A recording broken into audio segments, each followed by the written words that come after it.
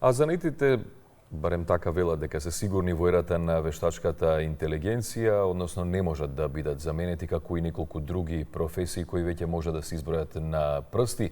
Меѓутоа, како стои ситуацијата и дали може друго да влијае на занаетите и колку практично има интерес за нив, во разговорот во продолжение со директорката на Заедничката комора во Скопје, Анета Атанасовска. Најпрво добро утро и добре дојдовте и еве за почеток, сакаат ли младите да изучуваат занаети? Може би го знаеме одговорот, меѓутоа вие може имате попрецизни информации.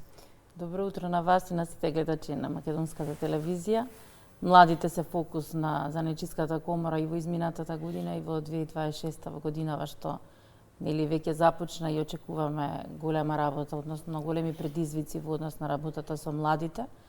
Одговорот е позитивен. Младите се интересираат во последниве години за изучување на занаети. Голем интерес на младите за стручното образование, особено за 4 годишните. Очекуваме и со имидж кампањата што Занаетчиската комора работи с големен интерес и за 3 годишните профили, каде што директно можат да си најдат работа на пазарот на трудот. Се интересираат дури и млади што веќе завршиле средно стручно образование, завршиле дури и високо образование, па не се пронаоѓаат во својата професија во која што вложиле доста години труд и интерес, па се враќаат назад во занаетчиството. Тој феномен малку е поприсутен во моментот и имаме многобројни повици во комората, каде што млади кои што веќе работат со завршено високо сакаат да се вклучат во занаетчиски професии. Очигледно, дел од нив заради тоа што таа професија ги смирува, особено во креативните занаети, меѓутоа и во занаети во кои што се доста доходовни во последно време.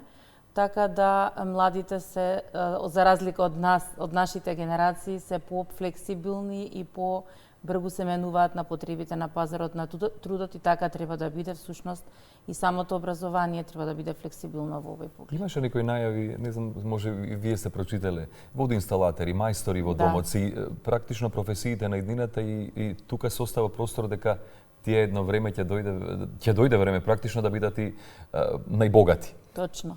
Значи тоа се едни од професиите во делот на градежништвото, бидејќи во правилникот за занаетчиски дејности се поделени по сектори.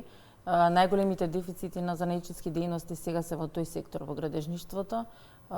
Водоинсталатери, молери, паркетари и слично. Интересно, ова можам да го споменам дека голем дел од луѓето кои што веќе работат се во работен однос се интересираат за дополнителна дејност, која во Македонија не постои за разлика од соседните земји.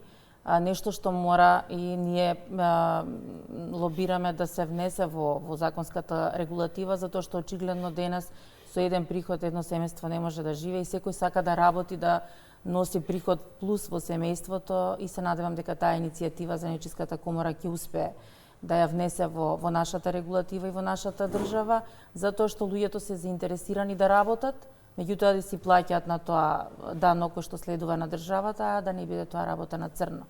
Сега се приморани тоа да го работат нерегистрирано. А во ера на вештачка интелигенција, во моментов кои занаети се најзагрозени?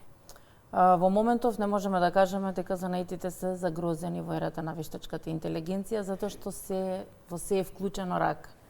Вештачката интелигенција може да помогне во делот на одредени истражувања на занаетчијата на младиот човек, доколку сака да види во одредени земји кои техники се применливи, модерни или слично, информации кои што му се потребни во вршењето на дејност, без разлика дали е производство, услужна дејност, ракотворење, креативност во истражување за одредени дизајни.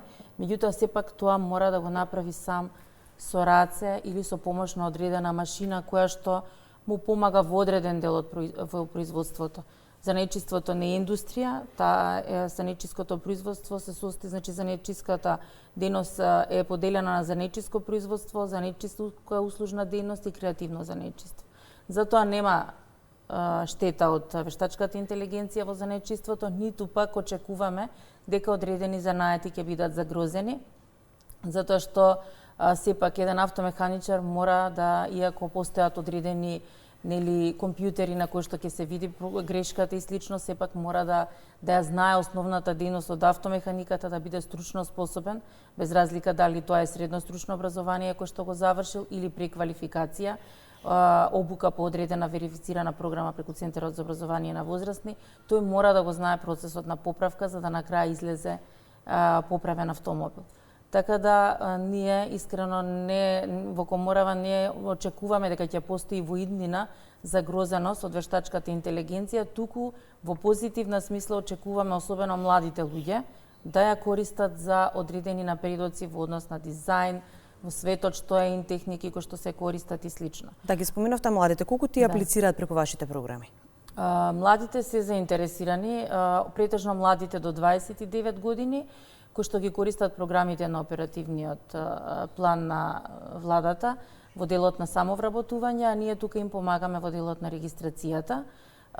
Исто така, младите во рамките на проектот за јакнување на вештини градење иднина финансиран преку ИПА програмата, која што Занечиската комора го спроведува од минатата година, имаат можност преку отворениот инфопулт за самовработување за информации и преку инкубаторот за млади, кој што е постојано отворен за работното време на комората, можат да дојдат и да си добијат информации во однос на самовработување, отварање бизниси или пак вработување кај наши членки занаетчи, затоа што дефицит на работна сила е во секој сектор.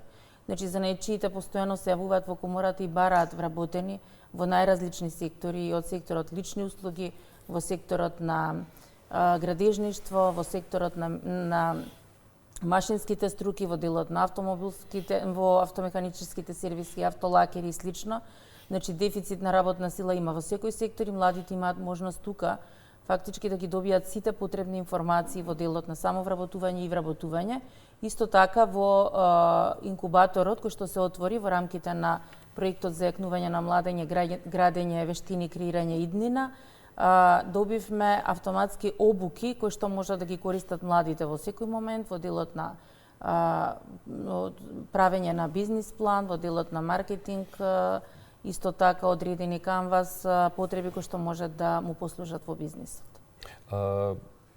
Еве, која е улогата и колкава е практично вашата улога како Занечиска комора во обезбедување на квалитетни обуки, на квалитетно стручно образование?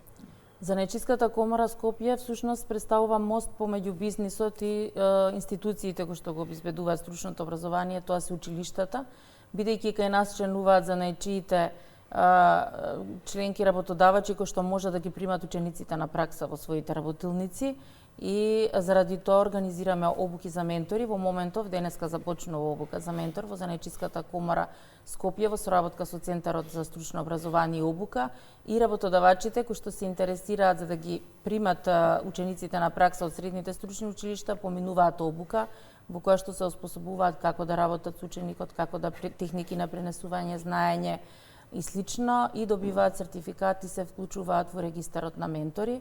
Исто така организираме долги години, верифицирани сме како институција за спроведување на мајсторски испити за 6 програми, така да и овие денови ќе го објавиме повикот за спроведување на мајсторски испит за мајстор фризер, мајстор козметичар, мајстор автомеханичар и мајстор пекар. Мајсторскиот испит е на 5 ниво во националната рамка на квалификација и представува формално образование и занаетчиите кои што го полагаат мајсторскиот испит се стекнуваат со 60 до 120 кредити според ЕКС. Тоа значи дека тие се целосно подготвени да се вклучат во процесот на стручно образование, да ги отворат вратите на учениците и да имаме навистина квалитетен процес на дуално образование.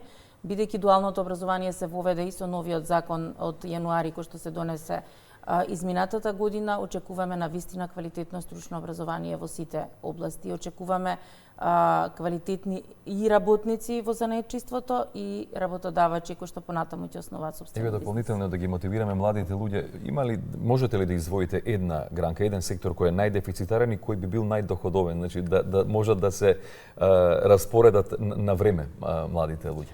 Во моментот, една од подефицитарните струки е водоводжија. Ваков профил постои во Средното стручно училиште 8 септември, бидејќи ние имаме соработка со средните стручни училишта, подпишани меморандуми за соработка, ги посетуваме и разговараме, имаме состаноци со Со директорите очекуваме дека оваа струка нареднава година со промоцијата која што ќе ја направиме во рамките на овој проект, што го споменав, за екнување на младите градење, вештини, креирање иднина. На 11 мај ќе се одржи надпревар на стручни вештини, каде што 15 струки и профили од занечиски занимања, односно учениците во тие профили, на ниво на целата држава ќе се надпреваруваат. Тоа ќе биде во едно од средните стручни училишта во градот Скопје. При разговорите со директорите утврдивме дека имаат прекрасни кабинети, навистина се опремени и очекуваме голем број на ученици во оваа струка нареднава 2026-2027 да се запишат и да се наполнат класовите, затоа што овој дефицит е навистина забележлив. Постојано се јавуваат граѓани и се јавуваат во комората кои што бараат мајстори водоводжи квалитетни. Мислам дека на секаде постои тој проблем. Во Европа е тешко да се најде, да. Дури читав имаше некој пример во Белград дека водоводжи наплаќали услуги, односно контроли до 300 евра, што е прилично висока сума за контрол. Веќе се наплаќа и самата контрола на објектот и понатаму се договараат уствари всушност се договараат за цената која што треба да ја се наплати на крајната услуга. Цените релативно се подкренати, меѓутоа сето тоа се должи на општите трошоци кои што се случија во меѓувреме. Исто така дефицитарни се одредени струки во автомеханиката, автолимарот, например, во делот на градежништвото имаме дефицитарни струки кај молер, тие професии, плочкар, исто е дефицитарна професија и многу барана на пазарот. Тоа се струки кои што може да бидат со двогодишни занимања, можеби со оваа промоција која што ќе ја направиме во мај, ќе се потрудиме да го покренеме интересот и навистина сакаме да се покрене интересот конкретно за занечиски занимања, а тоа се двогодишни и трогодишни профили, каде што ученикот има можност за проодност во 4-та година, меѓутоа ако се чувствува способен за оваа професија може и веднаш да си најде работа на пазарот на труда. За сите млади се разбира да ве побараат. Сме доаѓале често и кај вас, гледаме дека младите си таму присутни, значи занетите не изумираат. Имавте успешна 2025-та, најавуваат убави настани за годинава. Која е вашата порака до младите? Нашата порака е до младите да се интересираат за занечиството, затоа што доаѓа времето на занечиството, доаѓа времето на овие професии кои што досега малку ги тргаа сите на страна, очекуваат дека секој што ќе заврши високо ќе се најде во светот на пазарот на трудот, меѓутоа се смени времето. Иако сме во ера на вештачка интелигенција, работната рака е неопходна од било кога. Пораката е да се вклучат во стручното образование, од почеток да си го трасираат патот кон занаечиството, да не лутаат во образованието и да се пронајдат себе си. Имаше многу убава порака на еден настан на кој што учествував и говорев оваа недела, во која што младиот човек им порача на младите луѓе кои што беа присутни: немојте да се плашите, истражувајте, пробувајте се што ќе ви се допадне, пробајте да го направите. Тука ќе си се пронајдете и себе си и својата професија. И навистина така кај младите произлезе една дискусија, прашања од сето тоа и навистина очекуваме голем бран на млади луѓе кои што ќе се интересираат и ќе дојдат во просториите на нашата комора. Да, убава порака за крајот на разговорот. Ви благодариме многу на одвоеното време и се гледаме во некоја наредна прилика. Ви благодарам и на вас.